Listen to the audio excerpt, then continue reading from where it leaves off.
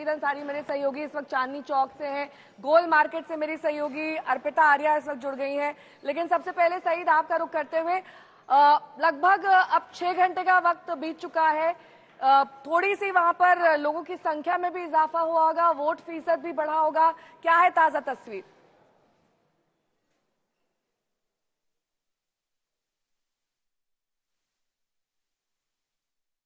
शायद सईद को मेरी आवाज नहीं मिल रही है। अर्पिता का रुख कर लेते हैं।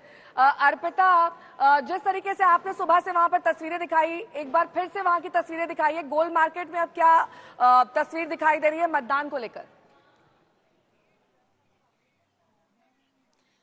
देखिए, नई दिल्ली सीट जहां पर मैं हूं नेहा, यहां पर अभी तक करीबन 16% मतदान यहां पर हो चुका है। और ओवरऑल अगर आप देखेंगे 11 बजे के आंकड़े पूरे दिल्ली में जो 70 सीटों पर विधानसभा चुनाव हो रहे हैं, करीब 19% यहां पर अभी मतदान हो चुका है।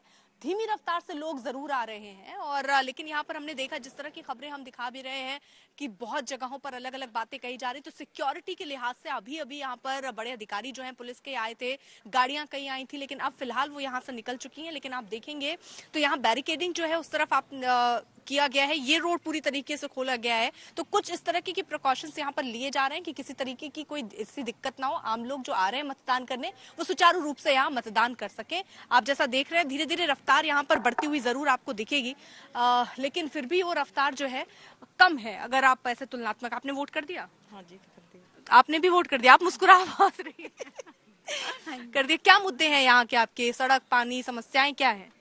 अभी तो फिलहाल ऐसे कुछ नहीं है हमारे तो इस एरिया में, तो कोई दिक्कत नहीं है। तो ये भी बड़ी हमें तो कोई दिक्कत नहीं है।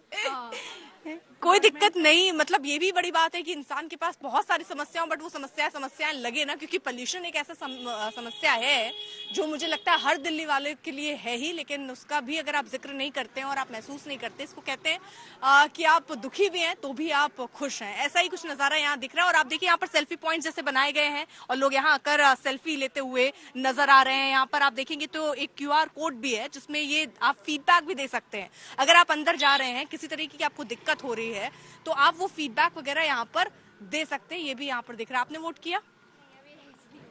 आपकी एज नहीं हुई, तो फिलहाल आपको हम यहाँ पे दिखा रहे हैं। सिक्योरिटी जरूर बढ़ाएगी, लेकिन आप देखेंगे लोगों के आने जाने का महिलाएं बढ़ चढ़कर वोट में हिस्सा ले रही हैं और यही तमाम पार्टियां भी चाहती हैं कि महिला वोटर्स का जो मतदान फीसदी है वो बढ़ता रहे और उन्हें उसका फायदा पहुंचता रहे, क्योंकि महिलाओं के लिए खासतौर पर महिला सम्मान योजना आम आदमी पार्टी की तरफ से भी और उससे जो राशि है उससे बढ़कर बीजेपी ने वादा किया है। तो देखना ही होगा कि महिलाएं इससे कितनी प्रभावित होती हैं। सईद अंसारी मेरे सहयोगी जुड़ गए हैं। सईद, तस्वीर दिखाइए। जी हाँ नेहा, आप ठीक कह रही थी। देखिए, चांदनी चौक व्यापारियों का गढ़ है और यहाँ पर व्यापारी सुबह से हमारे साथ हैं। मतदान की जो रफ्तार है वो तेज हो चुकी है। सुबह जब यहाँ एका दुक्का लोग आ रहे थे, अब आप देखिए कि बहुत सारे लोग आ रहे हैं। हम जल्दी से एक एक इनसे बात पूछेंगे, इनका मुद्दा क्या है। लेकिन वर्मा जी, एक ऐसे व्यक्ति हमारे साथ नेहा यहाँ पर हैं जो इस समय अमेरिका में रहते हैं, इन्हीं गलियों में पले बड़े हैं और सिर्फ वोट करने के लिए यहाँ पर हैं। आपसे बात करेंगे। वर्मा जी, आपका क्या मुद्दा है? क्या सोच के वोट देते हैं आप? अच्छी बात है, बीजेपी की सरकार एक बार आनी चाहिए। अच्छा, 10 साल। क्यों? सेंट्रल में भी है और स्टेट में एक और डबल इंजन चाहते हैं। बिल्कुल वही चाहते हैं। आप भी डबल इंजन चाहते हैं? मैम, मैं डबल इंजन।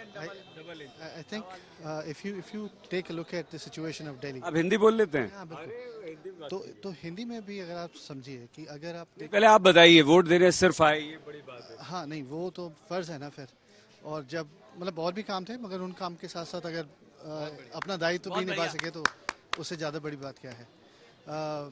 मैं आपसे जी बात करूंगा। जी, वोट दे दिया आंटी आपने? दिखाइए हमारे दर्शकों को दिखाइए। वोट दे दिया? जी हाँ।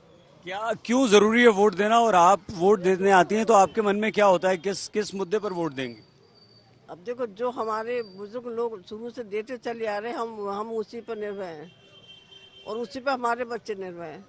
अच्छा, ये बड़ी अच्छी बात कही कि भाई हमने तो जो बुजुर्गों ने ठीक दिया, है, आप पीढ़ी दर बच्चे पीढ़ी बदलेंगे या नहीं? वोट का सिलसिला जो जारी रहता है उसमें कई बार आपके पुरखे, आपके पूर्वज किसे वोट करते थे, ये भी बेहद महत्वपूर्ण चीज है। और यहाँ पर ये महिला दरअसल वही कह रही थी।